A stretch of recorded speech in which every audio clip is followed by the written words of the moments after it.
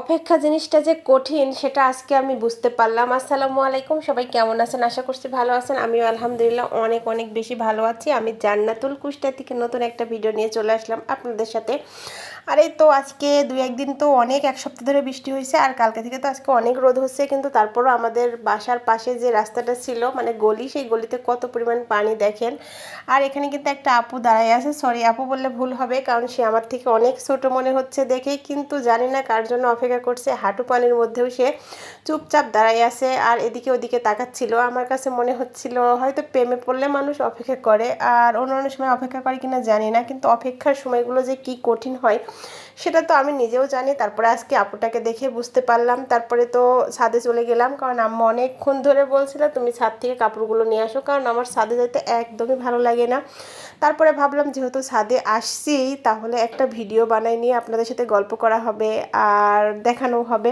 যাই হোক, আমাদের ছাদের আশেপাশে অনেকগুলো বড় বড় বিল্ডিং, আর আমরা অনেক ছোট একটা বিল্ডিংয়ে থাকি। তো যাই হোক, যা আছে আলহামদুলিল্লাহ।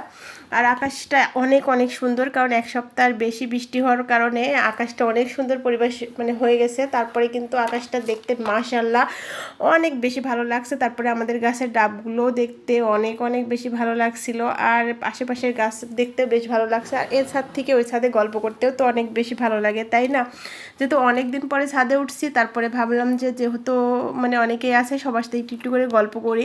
আর গল্প করার পরে কিন্তু দেখছি যে আশেপাশে কি আছে না আছে। তারপরে হঠাৎ করে মাগরিবের আজান দিবে, এই জন্য কিন্তু ছাদে থাকা যাবে না, কারণ আমার শাশুড়ি অনেক পরিমাণ বকা দেয় ছাদে থাকলে মাগরিবের সময়। তারপরে কে কার কথা শোনে, আমি কিন্তু সন্ধ্যার পরে আমার কেন জানি ছাদে হোক আর বাইরে হোক ঘুরতে অনেক বেশি ভালো লাগে। বিশেষ করে রাত্রে ঘুরতে আমার ভালো লাগে। কার কার রাত্রে ঘুরতে ভালো লাগে বলেন তো? যাই হোক, একটা সময় অনেক অনেক রাত্রে ঘুরছি, তারপরে এখন কিন্তু সুযোগ পাইলেই কিন্তু চলে যাই, মানে যখনই সুযোগ পাই তখনই রাত্রে ঘুরতে চলে যাই।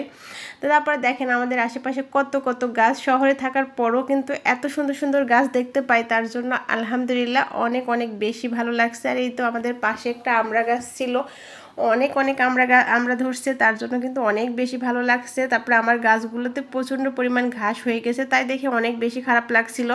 যাই হোক, অনেকক্ষণ গল্প করলাম আপনাদের সাথে, আর আজকে তো বিদায় নেওয়ার অনেকটা সময় চলে আসছে, কারণ আমার গাছগুলো দেখতে যে এত সুন্দর হয়েছে বৃষ্টির পানিতে আমি একদমই বুঝতে পারিনি। দেখেন আমার ড্রাগন গাছগুলোও কিন্তু অনেক সুন্দর হয়েছে, সবাই কিন্তু মাশাআল্লাহ বলতে কেউ ভুলবেন না। আর আমার তুলসী গাছগুলো একদম মরে গেছিলো, পরে কিন্তু দেখার পরে আমার অনেক বেশি খুশি লাগছিল, যেহেতু আমার এই তুলসী গাছ 2021 সালে লাগানো। আমার যার জন্য এই তুলসী গাছটা লাগাইছিলাম সে কিন্তু আমাদের মাঝে নাই বা আমাদের সাথে থাকে না, কিন্তু আমার তুলসী গাছগুলো মরে যায় তারপরে আবার তাজা হয়ে যায়। আমার খুবই ভালো লাগে যে আমাকে ছেড়ে তুলসী গাছটা কখনো যাচ্ছে না, যে যায় আর না যায় সেটা কোনো বিষয় না, কিন্তু তুলসী গাছে তো অনেক উপকার, তাই না? ভাবছিলাম যে আমি কয়েকটা তুলসী পাতা নিয়ে যাই নিচে যাই চা বানাবো, তো হলো না।